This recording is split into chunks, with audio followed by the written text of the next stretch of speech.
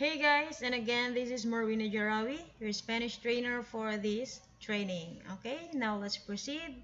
Nandito na tayo sa topic number 2. Day 1, topic number 2. Frases más comunes. Part 1, common phrases. So, before we proceed, kailangan malaman niyo yung mga vowels na may tilde at walang tilde. Okay? So, yung vowels na may tilde, con tilde, with tilde, nasa-stress out yung pronunciation niya. Okay? Pag wala, hindi naman. A, E, I, O, U, con tilde. A, E, I, O, U, sin tilde. For example, Maria. So, sa example number 1, with tilde, ganito ang pronunciation. Maria. Sa example number 2, walang tilde, Maria. Okay?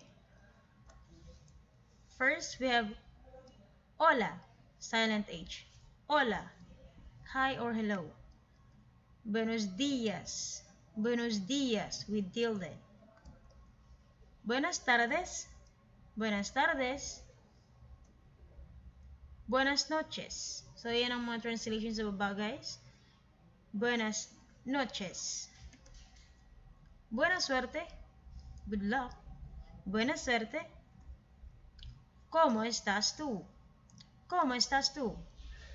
How are you? Informal. ¿Cómo está usted? How are you?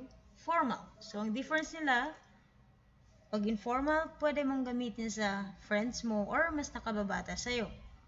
Pag formal, pwede mo siyang gamitin sa mas nakakatanda sa'yo. Okay? Or, for example, sa boss mo. Next.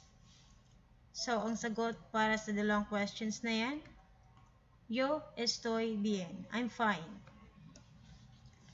¿Cómo te llamas? What is your name? Informal. Pero, literally, ang translation niyan ay, how do you call yourself? ¿Cómo se llama? What is your name? Formal. And again, how do you call yourself? Ang literal translation niyan. Okay, so ang sagot para sa dalawang questions na yun, formal and informal, me llamo Maria. Me llamo, my name. ¿Cuál es tu nombre? Ito ang literal meaning or translation ng what is your name. ¿Cuál what? Es, is. Tu, your. Nombre, name. What is your name? Informal. ¿Cuál es su nombre? What is your name? Formal. So, ang sagot doon ay, mi nombre es Maria. ¿Quién eres tú? Who are you? Informal. As long as may tú, informal yan. As long as may usted, formal. ¿Quién es usted? Who are you? Formal. And ang sagot para sa dalawang questions ay, I am Maria. Yo soy Maria. ¿Cuántos años tienes tú? ¿Cuántos años tienes tú? How old are you? Informal. ¿Cuántos años tiene usted? How old are you? Formal. So, ang sagot para sa dalawang questions ay, yo tengo 25 años. ¿Dónde vives tú? Informal. Where do you live? ¿Dónde vive usted? Where do you live? Formal. So, ang sagot ay, yo vivo en. Tapos yung address mo. Yo vivo en. Kung saan ka nakatira. Next. ¿Qué haces tú? ¿Qué haces tú? What do you do? ¿Qué hace usted? ¿Qué hace usted? Formal. Ito, informal. Okay, ang sagot ay, yo soy médico. Profession ang tinatanong dito. Okay? Next.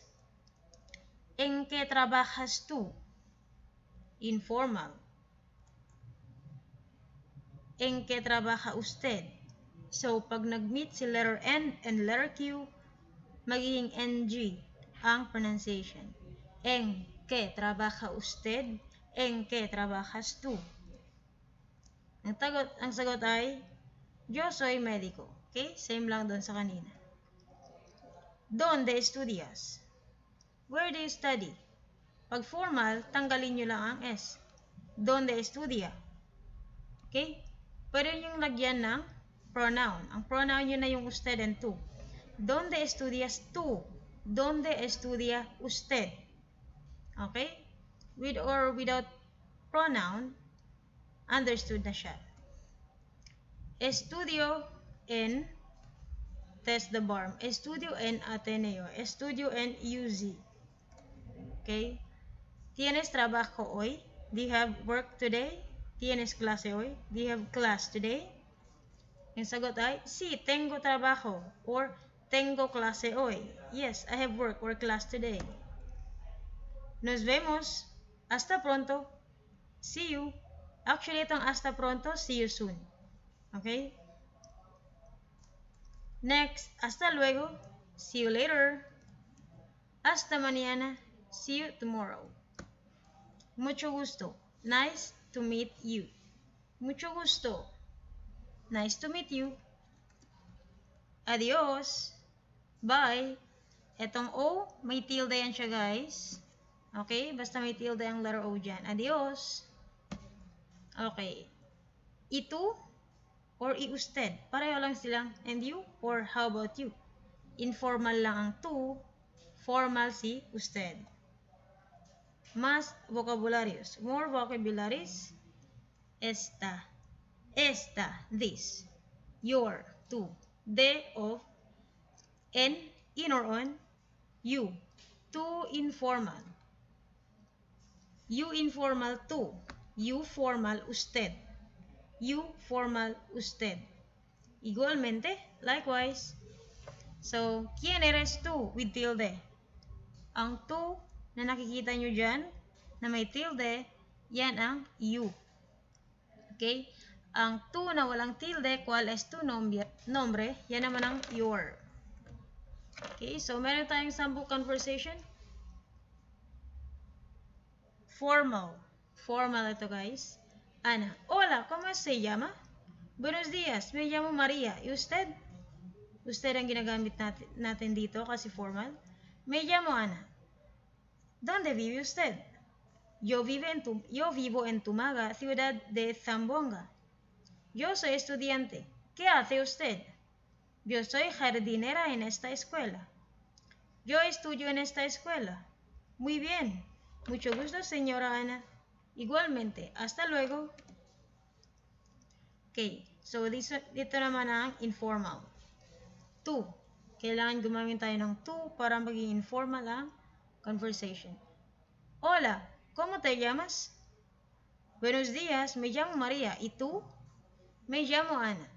¿Dónde vives tú? Yo vivo en Tomaga, ciudad de Zamboanga. Soy estudiante. ¿Y tú? ¿Qué haces? Soy estudiante también, en esta escuela. Yo estudio en esta escuela. Muy bien.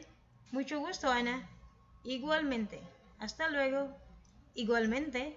Hasta luego. Okay? So, that would be all for the topic number 2. Okay? Day 1, topic number 2. So, kung hindi nyo masyadong maintindihan ang topic number 2, ulit-ulitin nyo lang ang video, guys, hanggang sa maintindihan nyo. Okay? Or ma-familiarize nyo yung mga common basic phrases natin. Okay? So, that will be all. Thanks for watching. Adios!